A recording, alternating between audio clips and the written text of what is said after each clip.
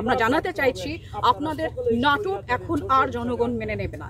সাধারণ শিক্ষার্থীদের হয়রানি করা বন্ধ করুন, আপনারা ক্ষমা চান এবং দায় স্বীকার করুন। আপনাদের দায়িত্ব জ্ঞানহীনতা, আপনাদের উস্কানিমূলক বক্তব্যের কারণে যে ব্যাপক ক্ষয়ক্ষতি এবং প্রাণহানি হয়েছে তার দায় স্বীকার করে আপনারা পদত্যাগ করুন। আমরা বলতে চাই, রাষ্ট্রে কোন সরকার থাকবে সেটি আমাদের বিষয় না, কিন্তু রাষ্ট্র যে ভূমিকা পালন করেছে সেটি মর্মাহত করেছে শিক্ষক সমাজ তথা আপামর সকল বাংলাদেশি মানুষকে।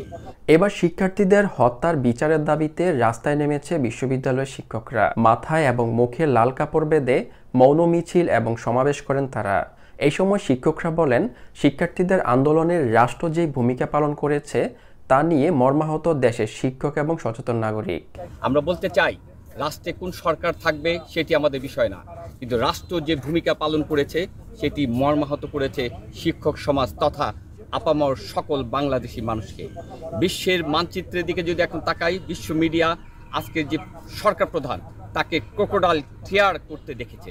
তারা সম্পদকে প্রাধান্য দিয়েছে, তাদের সম্পদের পাশাপাশি যে মৃত্যু উপত্যকা তৈরি করেছে সেই মৃত্যু উপত্যকার ব্যাপারে এই সরকারের কোনো ভাষণ নেই। উপরন্তু আমরা প্রহসনে আজকে শোক দিবস দেখছি বা শোক পালন করা বলছে তারা, কিন্তু পরিতাপের বিষয় কতজন শহীদ হয়েছে তার দায় দায়িত্ব কিন্তু এই সরকার নিচ্ছে না, বলছে না, এবং এর জন্য দায়কে সেটাও কিন্তু চিহ্নিত করছে না। কিন্তু আমরা উপরন্তু দেখতে পাচ্ছি তদন্ত ছাড়াই তারা বিভিন্ন গোষ্ঠীকে, বিভিন্ন রাজনৈতিক দলকে তারা চিহ্নিত করছে। উপরন্তু আরেকটি বিষয় আমাদের কাছে পরিলক্ষিত হয়েছে, যেটাই ভাবাচ্ছে আমাদেরকে, ডিবি অফিসে বসে সমন্বয়কদেরকে জোর করে যেভাবে রাজনৈতিক কর্মসূচি প্রত্যাহারের যে সিদ্ধান্ত নিয়েছে সেটি একেবারে রাষ্ট্র যে আর রাষ্ট্রের জায়গায় নাই তা প্রমাণ করে। আজকে আমরা দেখতে পাই যে এই সরকার ডিবি অফিসের মাধ্যমে পুলিশি রাষ্ট্র কায়েম করতে চাচ্ছে। সেজন্য আমরা ধিক্কার জানাই। আমরা শিক্ষক সমাজ, আমরা ছাত্রদের পাশে আছি। ছাত্রদের নিরাপত্তা এবং ছাত্রদের দাবির প্রতি আমরা সবসময় সহানুভূতিশীল। আমরা মনে করি আমাদের চোখ খুলে দিয়েছে যে মেরুদণ্ডহীনতায় শিক্ষক সমাজ এবং তথা জাতি ভুগছিল, ছাত্ররা, এই প্রজন্মের ছাত্ররা আমাদেরকে দেখিয়ে দিয়েছে কিভাবে রুখে দাঁড়াতে হয় অন্যায়, অবিচার, অসমতা এর বিরুদ্ধে।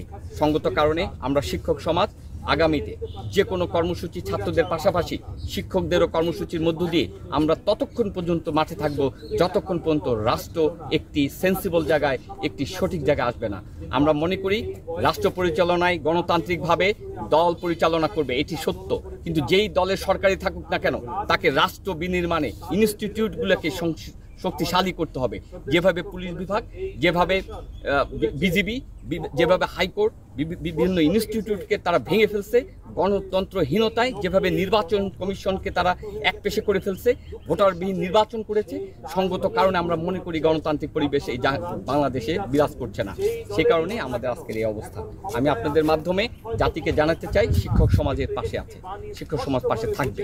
এই সময় শিক্ষকরা কোটা সংস্কার আন্দোলনে নিহত শিক্ষার্থীদের সংখ্যা এবং দেশে ইন্টারনেট বন্ধ রেখে যোগাযোগ বিচ্ছিন্ন করার বিষয়ে সরকারের সমালোচনা করেন। আন্দোলনরত শিক্ষার্থীদের উপরে কি ধরনের দমনমূলক নীতি অবলম্বন করে নির্বিচারে গুলি চালানো হয়েছে, কিভাবে হাজার হাজার ছাত্রকে গ্রেফতার করা হয়েছে, সুনির্দিষ্ট কোনো অভিযোগ ছাড়া তাদেরকে রাতের অন্ধকারে উঠিয়ে নেওয়া হয়েছে।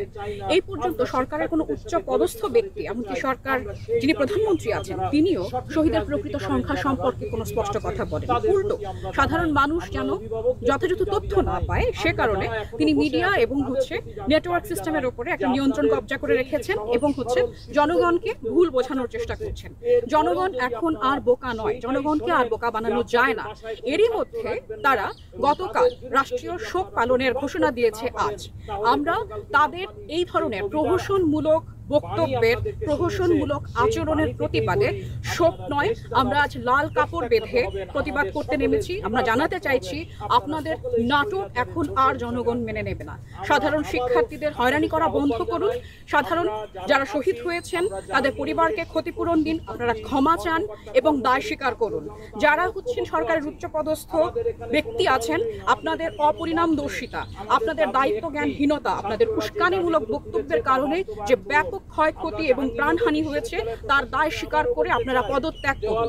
এই জিনিসটি, এই বার্তাটি আমরা আজকে সরকারকে দিতে চেয়েছি এবং ছাত্রদের আন্দোলনের সঙ্গে আমরা পূর্ণ সংহতি প্রকাশ করছি এবং শহীদদের প্রতি আমরা শ্রদ্ধা জ্ঞাপন করছি।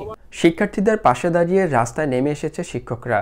তাদের সবার দাবি যেন শিক্ষার্থীদের হত্যার ন্যায় বিচার প্রতিষ্ঠা করা হয়। দর্শক, কারা কারা শিক্ষার্থীদের হত্যার বিচার চান, আপনাদের মতামত অবশ্যই কমেন্ট করবেন।